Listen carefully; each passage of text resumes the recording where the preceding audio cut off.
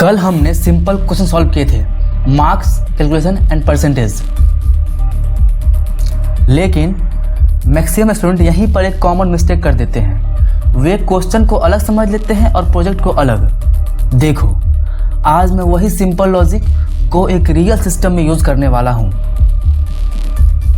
अगर आज का ये प्रोजेक्ट आपको क्लियर हो गया तो पाइथन के आगे आने वाले प्रोजेक्ट आपको ऑटोमेटिकली क्लियर लगने लगेंगे। अब बिना थ्योरी बनाए डायरेक्ट प्रोजेक्ट के लॉजिक को देखते हैं। तो चलिए समझते हैं। तो चलिए अब हम लॉजिक को स्टार्ट करते हैं। तो सबसे पहले हम अपना कोड में इनपुट लेंगे, मार्क्स इनपुट लेंगे, फिर कैलकुलेशन करेंगे, फिर डिसाइड करेंगे वो पास या फेल है, फिर उसके बाद हम उसका आउटपुट डिस्प्ले करेंगे। तो चलिए अभी हम पहले उसका नाम इनपुट ले लेते हैं जो यूज़र होने वाला है। तो इनपुट फंक्शन का यूज़ करने वाले हैं इसमें। इंटर योर नेम, ये एक स्ट्रिंग टाइप का है, इसलिए यहाँ पे हम इनपुट लिखे हैं, डायरेक्ट इनपुट दिए हैं और यहाँ से डायरेक्ट उसका नाम इनपुट हो जाएगा। तो कॉमनली हर ब्रांच में क्या होता है, 5 सब्जेक्ट होता है। तो हम 5 सब्जेक्ट का मार्क्स इनपुट ले रहे हैं। जिसमें मेरा पहला सब्जेक्ट रहेगा DSA, इंट इनपुट और इंटर योर मार्क्स।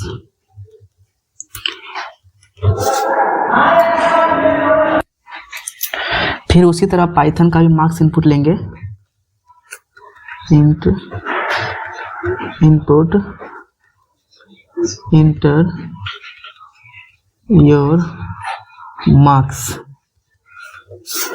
और OS इंट इनपुट इंटर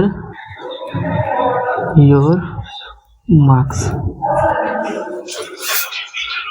उसी तरह DBMS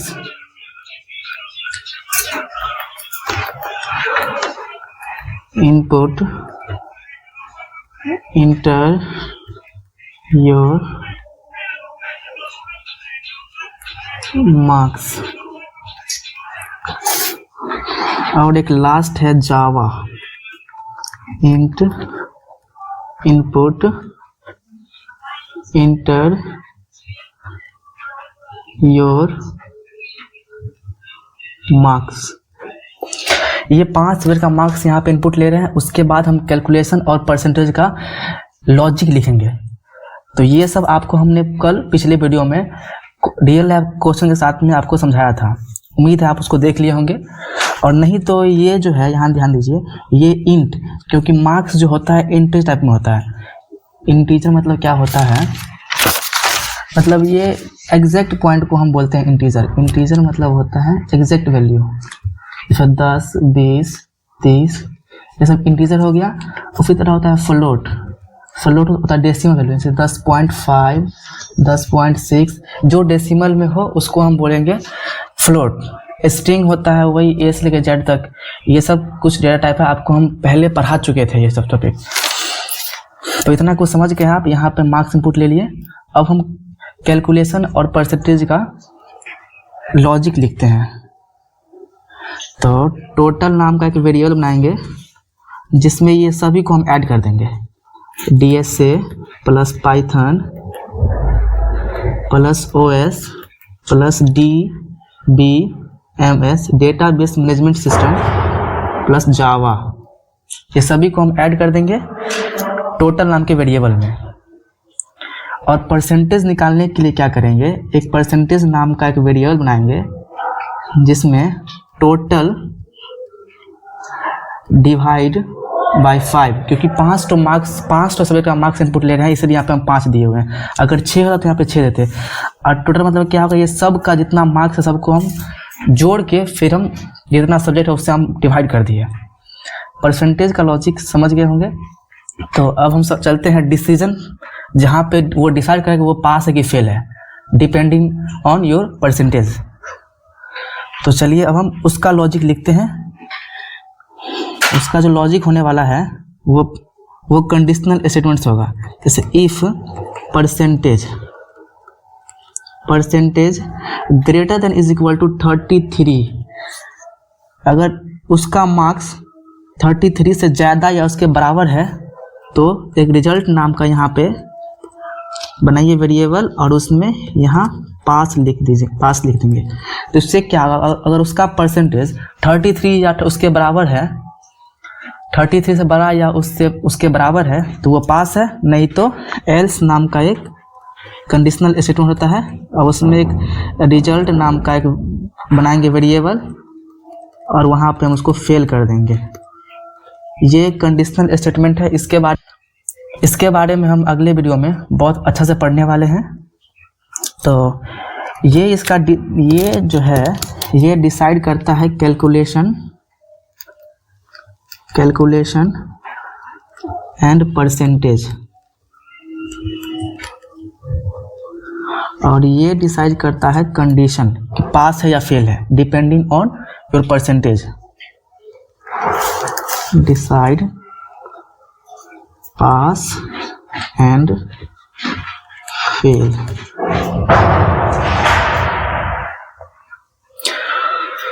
अब हम ये सब को प्रिंट करने के लिए एक प्रोग्राम लिखने वाले हैं ताकि इसका जो आउटपुट हो एक सीक्वेंस में डिस्प्ले हो, जैसे होता है ना मार्कशीट, उस टाइप का इसका आउटपुट डिस्प्ले हो। तो इसके लिए हम अभी कुछ कोड लिखने वाले हैं। जैसे हम चाहते हैं कि मार्कशीट ऐसा बन के आए आउटपुट स्क्रीन पे, पहले उसका नेम आ जाए, उसका नेम क्या है, उसके बाद नहीं नेम नहीं, पहले हम क्या देंगे यहाँ पे, पहले चाहते हैं यहाँ पे स्टूडेंट, ऊपर में एक हेडर में क्या है स्टूडेंट डिटेल्स,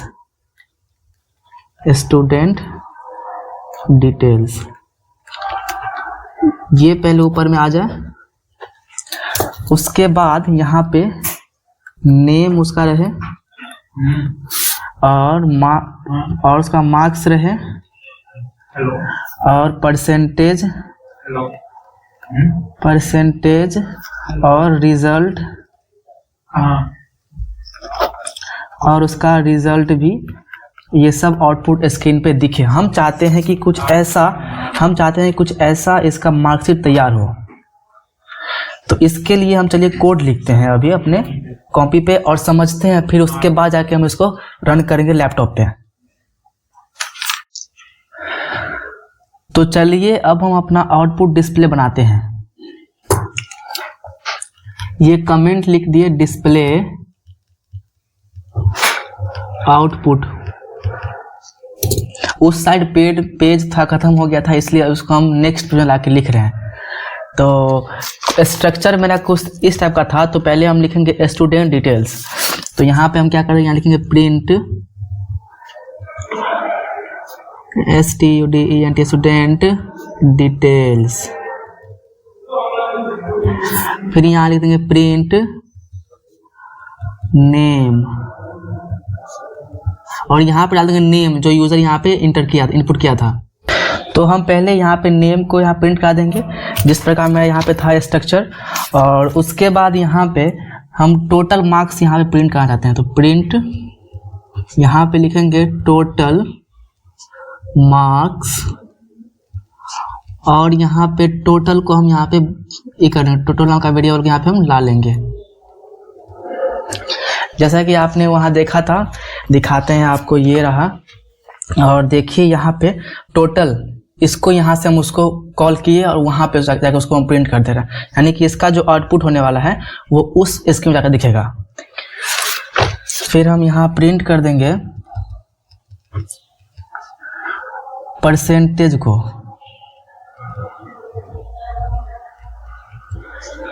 और यहाँ पे हम परसेंटेज को फिर वेरिएबल से निकाल लेंगे जो उसका परसेंटेज बना था।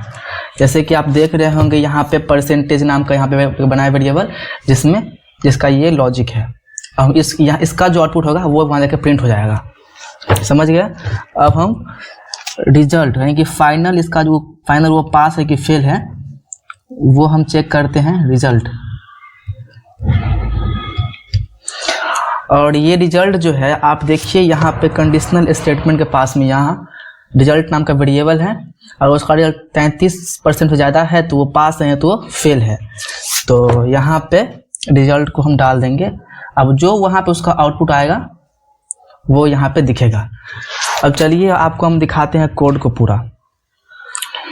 यहाँ पे आप इनपुट किए अपना नेम,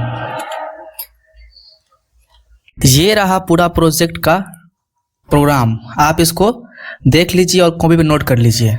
इस प्रोजेक्ट में हमने काफ़ी बेसिक पाइथन कॉन्सेप्ट का यूज़ किया है। मैं उन्हें एक बार क्लियरली लिस्ट कर देता हूं ताकि आप समझ पाए कि इस प्रोजेक्ट में हमने क्या क्या सीखा।